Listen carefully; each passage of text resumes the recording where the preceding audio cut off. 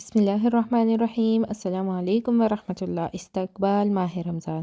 رسول صلی اللہ علیہ وسلم کا ارشاد کا مفہوم ہے کہ جس نے رمضان کے آنے کی خوشی منائی، اللہ تعالیٰ اسے 1 سال تک خوشیاں نصیب فرماتا ہے، اور جس نے رمضان المبارک کے جانے کا غم منایا، اس سے 1 سال تک غم دور رہتا ہے۔